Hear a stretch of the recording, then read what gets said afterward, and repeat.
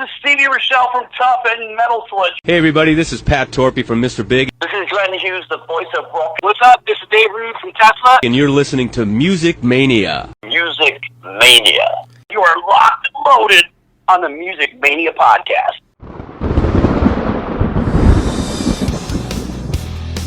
Thank you so much, man. I love talking about the things that I love, Clint, and for you to allow me to do it with you, I am the Music Mania podcaster.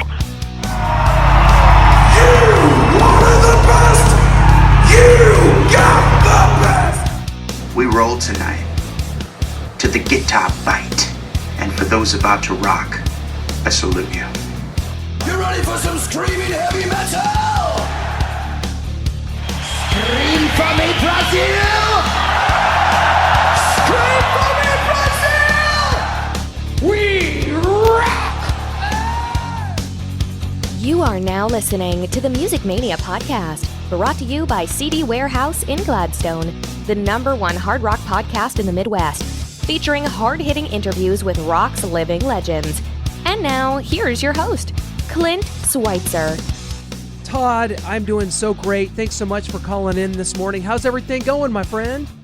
Everything's going well out here. It's quiet in the hill country of Texas. You wouldn't know the world's on fire.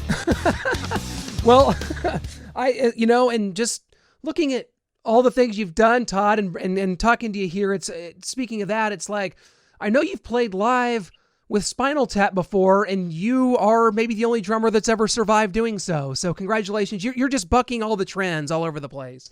Well, thanks about that. I think there mimight be 3 of us that are still walking the planet. It's hard to tell. Mick Fleetwood, that's true. We got Mick Fleetwood still out there. So, Todd, this is, as it's been such a hard time for musicians and touring being put on hold, Styx is always such a powerful touring entity, but the good that's come out of this is I think people are maybe more receptive to new music, which you have provided. Last Flight Home is tremendous. The video, just checked that out, the whole album. Just kind of talk about, this is your first solo album. So kind of take us through this. Why now? How did this come about? And what's the reception been like so far? Well, it came about really from my old pal J.K. Harrison harassing me for a number of years about when am I going to do my own record with him.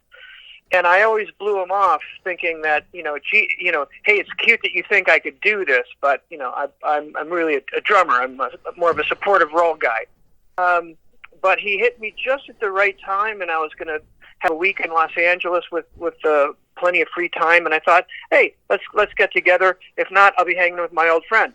But we started working, and definitely by the second day, I think we wrote the song "Last Flight Home" in about a half hour, and it was just one of those magical things where it was lightning back and forth. And 30 minutes later, the song was largely done, and I thought, oh my goodness, I think we have something here. And the fact, I think that I always imagined myself doing some sort of instrumental record or jazz fusion record if anything ever had my name on it. And now it's the notion that I was going to be singing sensitive material that terrified me and excited me at the same time. And I thought, that's what I need to be doing, not doing the safe bet of just playing a lot of drums. There is drums on this record, of course, but in different capacity. And the whole thing grew so naturally and organically. I thought I just need to get out of my own way and see what happens here. And it grew from there. Well, one quote that I found, really kind of thought-provoking that you said about it is, this was literally something I always dreamed of doing, but didn't know that I could do. Explain that a little bit. That's very thought-provoking. Well, the way when you're a little kid and you might think about how it might be fun to be an astronaut or a major league pitcher, but not feeling that you were given the talent to really do that. And I found my talents in other aspects of music, largely playing the drums. I've been fortunate to work with great singers my whole life, and it's something that I thought that would be great to be able to do, but I felt my voice was just good enough and strong enough to work in a background vocal capacity. So to actually sing accompanied always felt a little bit like I'm just going to saunter around the world with no clothes on. It felt very vulnerable and naked.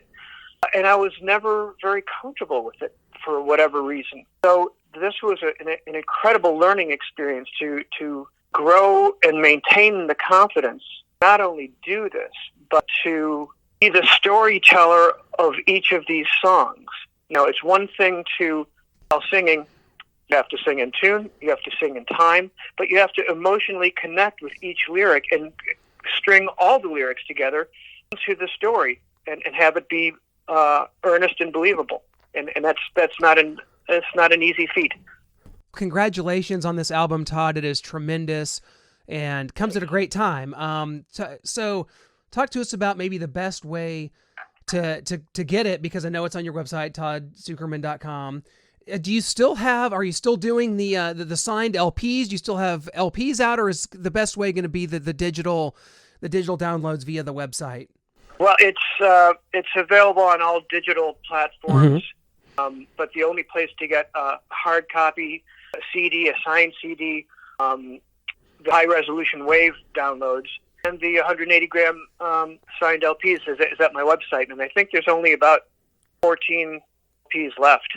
So wow, the collector's got to move. They've got to move quickly here. Yeah, just 1 second. I got to click a few buttons here. I'll get something into my cart here. Yeah, I'll be right with you. No, I definitely got to get that. That is tremendous. You've been renowned and recognized for so many years now. And I mean, when Tommy Shaw introduces you on stage, he says the greatest drummer in rock and roll. You've been honored by various magazines as one of the great drummers in rock. 24 years now you've been with Styx. Just talk about that journey in and of itself. 24 years with Styx, playing alongside guys like, JY, Tommy, and what a legendary outfit. Lawrence Gowan's been on this show. He's tremendous. Just talk about what that journey's been like for you, Todd.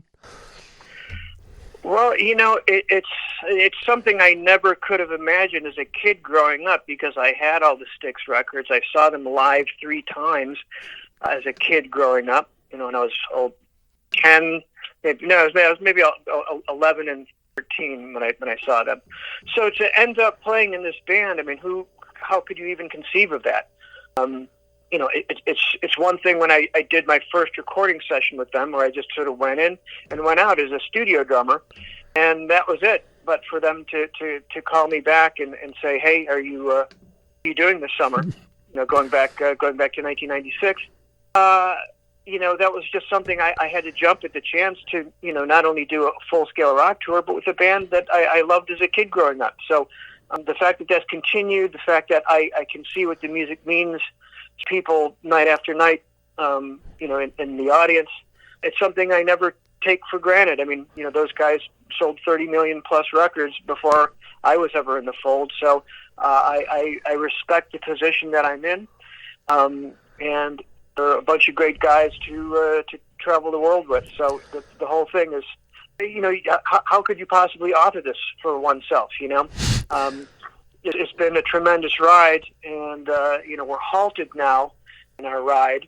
And I think this might be a little longer than any of us would like, but I'm looking forward to continuing this ride on the other side of this. Well, and speaking to that, you guys have written a new album. Tommy was talking about that. He says it's ready to be recorded. So, just kind of give us an update on the album and kind of the writing process and where things are with this thing. And maybe given the time, does it kind of fast track the recording process, or with all the craziness going on, it's still kind of difficult to get kind of everybody together and all that sort of thing? Yeah, it's difficult to get together because we all live in different cities, basically. And, had COVID-19 not hit, drum tracks would have been done in April. So that would have been in the can, and it would have been up to the other guys to add their toppings. So I know that when the smoke clears, that's going to be one of the first things that gets you is the recording of the drums. And that's part of what I'm doing when I'm practicing in my studio. I want to keep shape and I want to keep sharp. And I always rotate a few of the songs in my practice sessions so I can keep sharp on remembering what I wanted to play on the songs. You know, it could be very easy to put those on the back burner, and then all of a sudden, oh yeah, okay, so we're going to record next week. You know, everything seems to be kind of cool. And then I start thinking, gee, what did I want to play here? You know, I don't want to have that sensation. So I'm keeping sharp with the material and really looking forward to the day that we can safely work on it. Well, of course, touring is on halt for every band right now, and it affects people differently. But you guys have been a part of so many high-profile tours since you've joined the band in the last 24 years, but definitely in the last decade or so. Seeing you guys out there with bands like Def Leppard, a couple summers ago, you know, you're out there with Joan Jett, and you've been a part of so many high-profile tours, and the band continues to just be this tremendous, high-powered touring entity. What's that been like for you? I mean, you guys do around 60, 70 dates a year on average the last 10 years or so. I mean, what's that been like here the last 10 years? A lot of high-profile tours. It's been tremendous. The band's always out there, and you guys are you can always count on Styx to be a soundtrack of your summer, you know? Well, you know, we actually averaged over 100 shows a year for many years, and we just got back to about 90, 85 in the last year or two. You know, it's very strange that I've spent, 80 plus days in a row at home. I haven't spent 80 days at home since maybe the early 90s. So it's very peculiar in that regard. But in another way, it's nice to see my daughter grow up a bit in one shot as opposed to the snapshots that I'm used to, where I'll be gone for 18 days, come home for 4 days, gone for another 10 days, come home for 3 days. You know, my wife and I are homebodies by nature, so we're acclimating to this pretty well. But you know, I still miss traveling and playing and touring. I miss my road family, and I miss the guys in the band and the crew. And we do Zoom calls with each other, band and crew, about every 2 weeks, just to kind of catch up and connect and touch base. So that's been nice. I'm actually doing that in about a half hour. We're all getting together on Zoom. So we just have to ride this out, and we have to do what is safe for not only us, our crew, the local crews, and anyone that would attend a show. You know, so that's where we're at. Well, we talked about, of course, your journey with Styx here. Can you go into some of the artists that you've been able to work with and kind of how that's helped shape you and your style and just your personality as a drummer? Oh, I mean, working with someone like Brian, who has written, he created the California Dream. I mean, he changed the face of 20th century music. So to work with a legend like that is always incredible. I think I played on about 5 of his records at his first ever solo tour. You know, he hears everything. And there could be 10 people singing, and he'll point to someone and be like, "You're a little flat." He hears everything. And in the studio, he's made some very peculiar suggestions and requests out of me that I initially think I wouldn't think to do that in 1,000 lifetimes of being a studio musician. And then I would do what he asks, and wouldn't you know it, that would become a moment in the song. And he's done it multiple times, and every time I think, why would you doubt him for a second? It hit me as peculiar and unorthodox, but he does paint and sculpt very unique things. It's always a good time working with Brian, and it's been a whole bunch of years. I miss him. I haven't seen him in a few years now, but you work with someone who had such an impact on songwriting. I mean, I know that there's bits and pieces of that seeped over to my own record, especially on a track like "Do You Know Me?" So having that sensibility, and then my wife Taylor Mills being in Brian's band for 12 years, that's just been in my orbit and lexicon since I had my first Beach Boys record when I was about 5 years old. So I guess it's been a lifetime. It certainly has. Todd, I'll tell you what, before we let you go, we got to get through our signature Final Four drum roll, which is 4 quick questions, and you give us whatever comes to mind, quick hitting, whatever is on your mind, you give us that answer. Okay. You mentioned being a homebody, and during the pandemic, of course, people getting to dial in on some Netflix shows. What are some shows that you've been able to binge watch during the pandemic? Ozark, Afterlife. We just finished the morning show, which I never heard anyone talk about. It was real excellent. What else? Those are the first three that came to mind. I live about 2.5 hours from the actual Lake of the Ozarks here in Missouri, so it's been interesting to see that show take off and kind of people's perceptions of the type of people that live there. There's even a bar there called Marty Bird's down there, and even though they film most of the show in Georgia, but great stuff there. What was the first album that you remember buying with your own money? And maybe it was the Beach Boys album that you just mentioned. Oh, boy. I don't remember because we always had so many records between my parents' collection and my two older brothers. I don't remember the experience of going to the store and picking something out. I'm sorry, I can't answer that. It's a legit answer from you. You grew up in a very musical family, so absolutely. No, I didn't have that decision of like, I've got right. $5, I'm gonna buy that thing. Records were always coming into the house, and I don't remember attaching any importance to the first time that I did. I'm sure there was a first time. I just don't remember it because I was in there with my whole family buying other things. Understandable, of course. Well, when you do a project like Last Flight Home, it's your first solo record. I know you get married to the material, and sometimes it's hard to take a step back and kind of look at it objectively. And now that record's been out for a little while, what currently is your favorite track on Last Flight Home? Well, again, I got to give you a lame answer. It's when you make a record, it becomes this living organism, and then one song will move front and center for a little bit, and then it will kind of morph back into the blob, and then another will stick out. So that's kind of how it is. I couldn't possibly single out one that is my favorite or one that I go to because it rotates like living organism or a virus. No pun intended, of course. Obviously, we're going to get back to touring at some point. It's going to happen.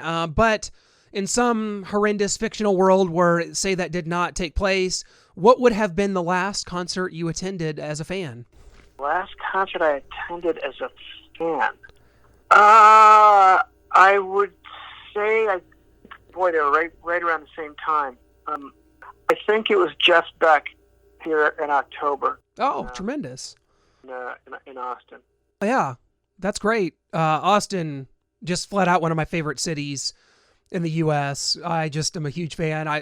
I've been down there. I cover college football, so I've been down there covering the Texas Longhorns, and just a couple blocks away, you have 6th Street. You have every cultural mechanism known to man. It's just tremendous. Austin, vastly underrated. So, love coming down there. Todd, I tell you what. Yeah. It has just been a tremendous honor to have you on the Music Mania podcast here. Everybody definitely go to the website, toddsucherman.com. You can get the album. Get one of those last 14 remaining LPs because those aren't going to last long, guys. So the album's tremendous. Thank you so much for being a part of the show here, Todd, man. Can't thank you enough, my friend. Thanks for having me, Clint. I appreciate it. You stay safe and have a good time. You too, my friend. Thank you. Cheers, brother.